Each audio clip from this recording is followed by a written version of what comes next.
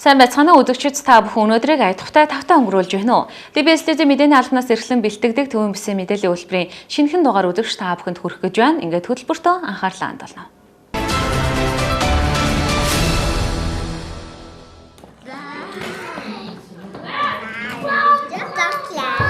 Энэ дулааны шугамыг бол холболтын ажлуудыг бол гэрийн инженер гэдэг компани бол нийгмийн хариуцлагын хүрээндээс доторх үйлдлийн асуудлуудыг шийдэж өгсөн.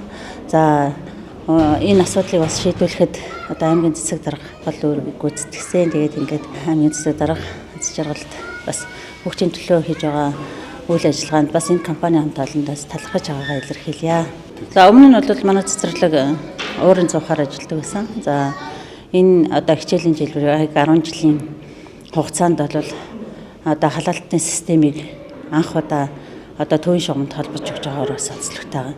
Өмнө нь бол бас нэлийн хүндрэлтэй асуудал нь байсан. Тэгэхээр уурын цохоор гаралтай байсан. Тэгээ нэг галлганаасаа болоод одоо нөгөө бүтэн гал одоо пар дулаан бас авахд жоохон хүндрэлтэй асуудлууд бас гардаг байсан. За одоо яг энэ хичээлийн жилээс бол яг дулааны шугамтай холбогдсны хувьд бол бас бүх үйл ажиллагаа бол нөгөө төвийн системд холбогдож байгаа гэдгээр бас онцлог. Тэгээд энэ хичээлийн жилд бол хүүхдүүд маань бас дулаан одоо байранд одоо үйл ажиллагаагаа явуулахад бэлэн болж байна. Манай цэцэрлэгийн хувьд бол бас нэг онцлог зүйл нь бол 24-ийн бүлэг ажиллаж байгаа. За тийм учраас бол 24-ийн 2 бүлэг ажиллаж байгаа хүүхдүүд маань хондог учраас бас дулаан байх болов уу гэж бодож байна. За өнөөдөр манай Дархан сумын 1-р огт байрлах 8-р цэцэрлэг маань төвийн дулаан шугам сүлжээнд холбогдлоо. Энэ бол 8-р цэцэрлэг өнгөрсөн 10 жил галлагаагаар ингэж халж исэн. За энэ бол манай 1-р огийн иргэд хүүхдүүд эцэгчүүдийн хамгийн ихэр хүлээж ажиллагаа. За энэ ажлыг болохоор аймгийн цэцэг дарга санаачилж дэмжиж одоо хөрөнгө оруулалтын асуудлыг шийдвэрлэж өгсөн. Мөн Дархан аймгийн инженерийн шугам сүлжээний гэрээд инженерийн хувьцаат компани бас нийгмийн хариуцлагын хүрээнд 27 сая төгрөгийн одоо ажлын хөлс тээврийн зардлыг тооцохгүйгээр энэ ажлыг 100% хийж хүлээлгэж өгсөн. За энэ хичээлийн жилд бол манай 8-р цэцэрлэгийн хүүхдүүд маань одоо ингэ дулаахан 5 дахь орчинд сурч хүмүүжнэ гэдэгт бүрэн итгэлтэй бас их маш их баяртай байна. За манай байгууллага нь 2025 оны 1 сарын 20-ны өдрөөс аймгийн цэцэг даргын тамгын газартай 1-р багт дэд шугам татах ажлын хүрээнд гэрээ байгууллага хамтран ажилласан байгаа. За тус ажлын хүрээнд болохоор 8-р цэцэрлэг, онцгой байдлын анги, за Монгол алт гэсэн байгууллагууд маань дулааны шугамд холбогдох бүрэн боломжтой болсон байнамаа. Тус ажил маань 2025 оны 6 сарын 30-ны өдрөөр улсын комисс төлөөлөн 100% хүлээлт өгсөн байгаа. За энэ ажлын хүрээнд болохоор 8-р цэцэрлэгийн дулааны шугам одоо ялцсан үзлийн төсвөөс суугаагүйсэн. За тэр маань 2025 оны 8 сарын 28-ны өдөр аймгийн цэцэг даргын хүсэлтээр бид нар тус ажлыг болохоор нийгмийн хариуцлагын хүрээнд 22 сая төгрөгийн өгсрэлтийн ажлыг бүрэн 100% хийж гүйцэтгээд байна. За тухайн ажлын материалын зардал нь болохоор зархичийн алба болгон аймгийн цэцэг даргын хөрөнгө оруулалтын бодлогын газраас 100% санхүүжилтаар хийгдсэн. За өгсрэлтийн ажил болон тээврийн зардал, машин механизмын зардал зэргийг болохоор манай байгууллага нийгмийн хариуцлагын хүрээнд 100% үн төлбөргүйгээр хийж гүйцэтгээд за тухайн цэцэрлэг маань одоо дулаанд бүрэн холбогдох боломжтой болоод байна. Нийгмийн хариуцлагын хүрээнд болохоор манай байгууллага нь нийт ажлын үсний зардал нь 22 сая, тээвэр, машин механизмын зардал нь болохоор нийтдээ 5 сая гээд нийлээд 27 сая төгрөг орчмын зардлыг нийгмийн хариуцлагын хүрээнд 100% үн төлбөргүйгээр хийж гүйцэтгээд одоо хүлээлгээ өгөхөд бэлэн болоод байна.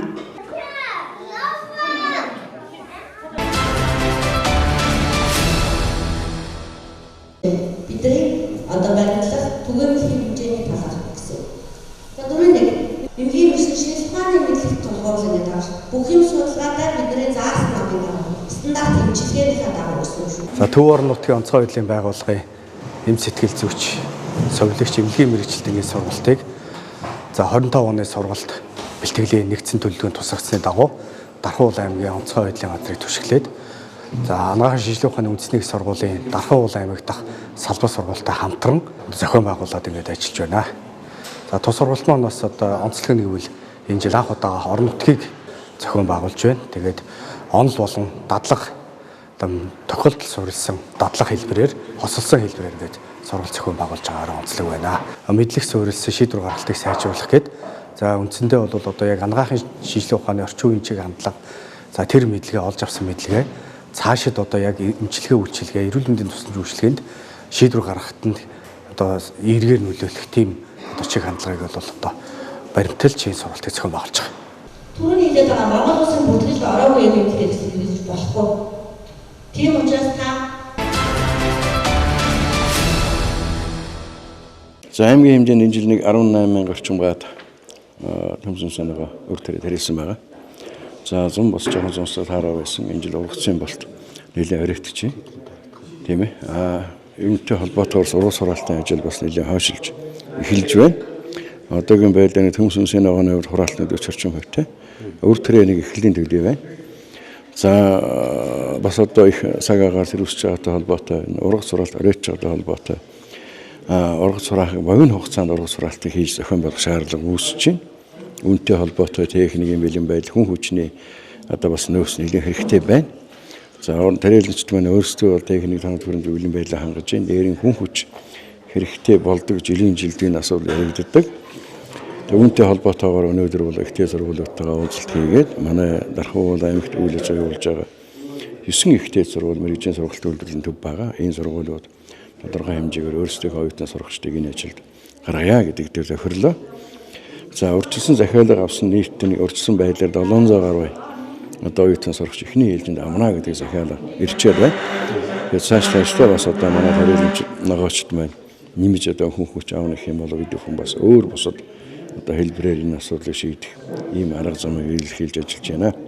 Тэгээ энэ жил гол нь бол яг бид нар нэг л зүйл анхааруулж байгаа. Хүн хүч оюутан сурагчдыг авч ажил дайшилж болно. Энэ дээр тарилчд байна. Нэгдүгээрт цалин хөлсийн асуудал яригддаг. Үүнийг анхаарах хэрэгтэй. Орж илүүд бас хүн хош ажиллуулчаа салингаа өгдөг. Тогтсон салингаа тийм ээ. Ийм асуудал маргаан үүсдэг. Хоёрдугаарт бол аюулгүй ажиллагаа. Энэ оюутан залуучуудыг ажиллуулчаар аюулгүй ажиллагаа заавар журам мөрдөхгүйгээс болоод бас одоо янз бүрийн сөрөг юм үзэгдэл гарах юм бас асуудал байдаг. Гуравдугаарт бол ажлын нөхцөл болцоор хангах хэрэгтэй. 7 хоногоор 10 хоногоор аваа явдаг. Очоод нэг хүн амьдрах боломжгүй ийм одоо орон цавнд хүмүүсийг оюутнуудын олноор нь байрлуулдаг. Өвдөн сэрүүн болж шиндээ сэрүү хүн байна тийм ээ. Ингээд тавтах халддаг. Үүнээсээ болоод янз бүрийн бас өвчин зовлон одоо нэвтрэх юм тийм ээ. Ийм сөрөг юм гардаг учраас үүнийг анхаараарай гэж хэлж байгаа юм. Эцэст нь бол энэ тээврийн аюулгүй байдал. Энэ ирээд өөрсдийнхөө унаагаар хүн хүч аваад явдаг. Энэ дээр одоо бас даас өтрүүлдэг. Заавар журам зөрчдөг, замын хөдөлгөөний аюулгүй хангадгүйгээс болж бас аваар бас үүсэх юм нөхцөл байдал үүсдэг. Ийм хэдэн зүйлийг олон анхааруулж байгаа. Ингээд одоо бол гол төмсөн санаагийн гол хураалт энэ 7 хоногийн одоо дундаас эхлэх гэж байна. Цагийнч болж байна тийм ээ. Тэгээд богино хугацаанд ямар ч байсан хүн хүч бүх юмаа ингээд бүрдүүлэр авах юм бол нэг хугацаа 10 сарын их гэж хураагаад авчих юм боломж. Хангахын төлөв ажиллаж байна. Энэ жилийн хувьд бол Орхон сумын хувьд бол 1600 газар тариалт хийлээ. Төмсөнсний ногоо, нарийн ногоо голдуу тариалт хийлээ. За одоогор бол бидэнд ажил хүчний хувьд бол 600 гаруй оюутны одоо хүсэлт захиалга эргэн аж ахуйн байгууллагуудаас маань ирсэн байна. За энэ жилдээ бол бид 1 гаагаас 20-с 25 тонн ургац сурах дундаж баланс гарсан байгаа. За өнгөрсөн жилийн хувьд бол оюутнууд маань бол ер нь жилийн жилд бас ургац алдуулахгүй байх, ургацыг хурааж авахд бол ихтэй сургуулиуд маань бас ашил буудлын өгж оролцдог. Энд бол бас талархуйштай байдаг. За энэ жилийн хувьд бол мөн адил бас оюутнуудаа ажиллуулахаар бид гурвалсан гэрээгээр ажиллая гэдэг бас дүгнэлтэнд дүнсэний хурлаар бас хүрлээ. Тэгээ ер нь бол тариаланч ихтэй сургууль. За ингээд төр засгийн байгууллага гэсэн үндсэн дээр бол бид бас гэрээ байгуулж ажиллахаар боллоо. За оюутнуудаа бид бас энэ жилийн хувьд бол бас байрлах, байр сувны хувьд нөхцөлийн хувьд бол одоо орчин цагт нийцсэн бас 5 дахь орчинд ажиллуулахаар бас төлөвлөж байна. Тэгээд одоо намрын ургац сургалтаа бол энэ жилийн хувьд бас эрт хүүтэрнэ гэдэг прогноз гарсан. Улсын онцгой комиссийн албан даалгавар ирсэн байгаа учраас богино хугацаанд ургацаа хурааж авах шаардлага үүсэж байна. Энэ жилийн хувьд бол үн хөлсний хувьд бол нодлон жилийн үн хөлснөөс доош нь бууруулахгүй байхаар бид бас төлөвлөж байна. Бид одоо сумдаа очиод тариаланчтайгаа хурлаа. За мэдээж бас хүний баг хүүхдтэй харьцаж байгаа тэр улсуудтай бол одоо оюутан ажиллуулж байгаа аж ахуйн нэгж байгууллагын захирлууд тэнд ажиллуулж байгаа иргэдтэй бол бид бас тодорхой хэмжээний ёс зүйн бас сургалт явуулж харьцан хандлаган дээр бас анхаарах асуудлууд байна. Ихтэй сургуулиудаас нь бас энэ талаар бас нэлээд төлөв анхаарч өгөөч гэдэг хүсэлтийг бас сая дамжуулаад байна. Үзэгч та бүхэндээ Төвөмбөсийн мэдээллийн хөтөлбөрийн ээлжид дугаараа бид хүргэлээ. Маргааш шинэхэн дугаараараа эргүүлзээ, баяртай үзэгчтэй.